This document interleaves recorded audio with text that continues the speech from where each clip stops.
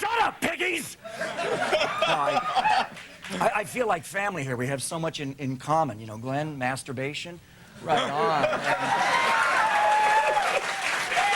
And Tom, I used to babysit your ex-wife, so it's like old home week here, you know?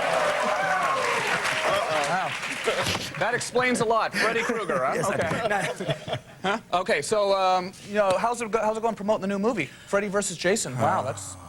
I'm on the road. I mean, you know about the road, You were just in Tom. England or something, right? We were in London, and then the night before last, Austin, Texas.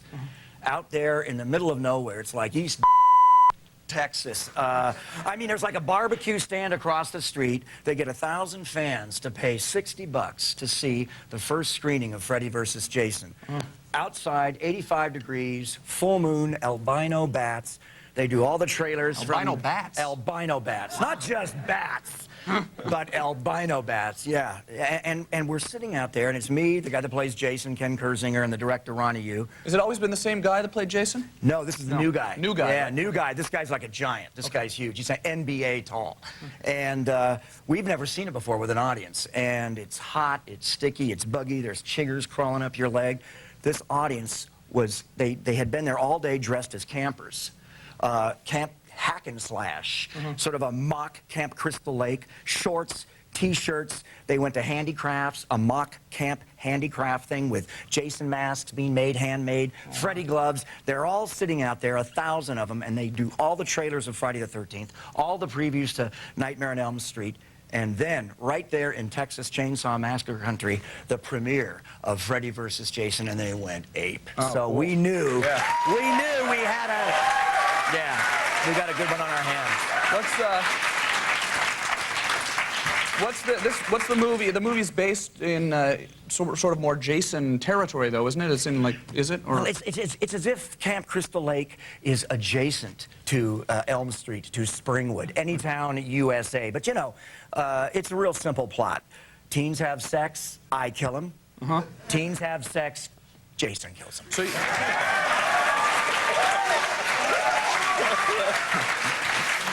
That's cool. That's really cool. Double the fun, double the body count. Now, but you guys are trying to kill each other too, right? Yeah, no? He starts poaching on my teens. Oh, okay. You know, he starts taking my kids, you know, and I can't have that. So then we have to duke it out. It starts out sort of like Popeye and Bluto. Yeah. You know, it's like, wham!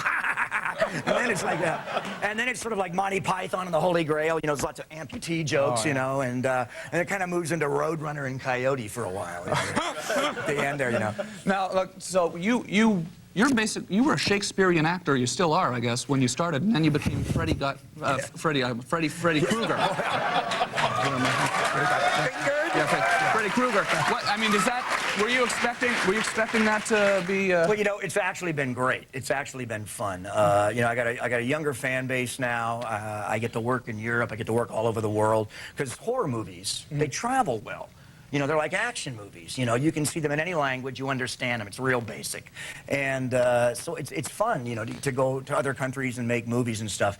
But, you know, I was one of those kind of like Shakespearean snobs. You know, I had the pinwheel corduroy jacket and the turtleneck, you know, and the Sherman cigarette, you know. And I was taking myself way too seriously. Right. So this is like God's punishment. Oh, wait, this is now cool. I'm sort of like, you know, my generation's Vincent Price. You know? Did you expect when you...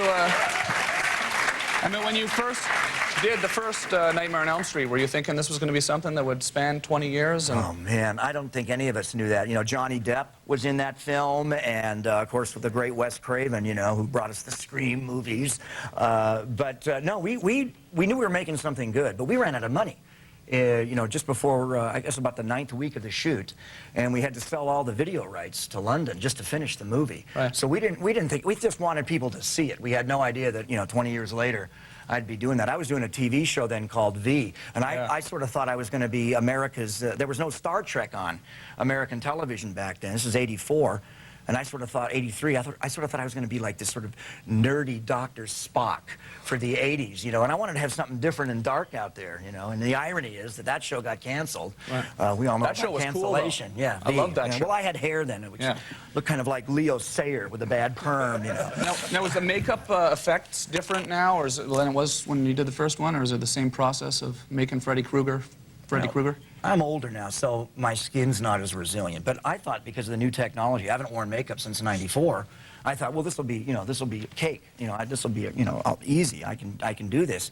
And my sort of the last element of my manhood that's left is water. I'm an old surf dog, so I did all my own water stunts on this. When you see Freddy flying through the sky on fire, it's not me.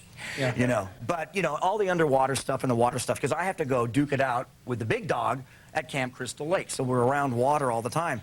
My makeup kids didn't know how to do the glue. They put too much glue on because they didn't want the water to leak under the prosthetics. I'd look like a used condom or a water balloon or something, So they put this incredible mixture of medical adhesive. It's the stuff they use for colostomy bags, Frank Sinatra #3 or something, And they just basted me with that stuff, and it took them forever to take it off. So after 2 weeks of shooting, my skin was raw. So for the rest of the movie, they're putting the glue. You're making for like 4 hours in the morning, and 4 hours in the morning. 16-hour day, and yeah, and I had a break in the middle, so I got to sort of heal a little bit. But yeah, it was rough. It was the roughest one for me. So does Freddy or Jason, does one of them die in the movie? Does one die at the end? Which one dies at the end?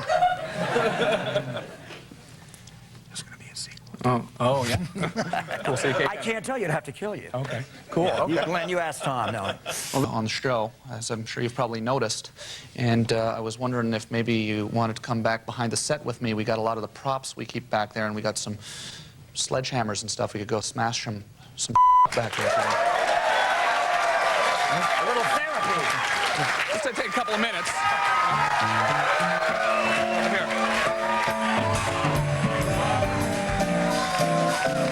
Yeah, right back here. What do we got? Back here, well, this is behind the set, and this is where they keep all the props and stuff for the show. Sometimes to kind of work out some of my frustrations, I come back here. I've got this tape of I like to play, and just pop it in here. Here, take a sledgehammer, and let's see the volume here.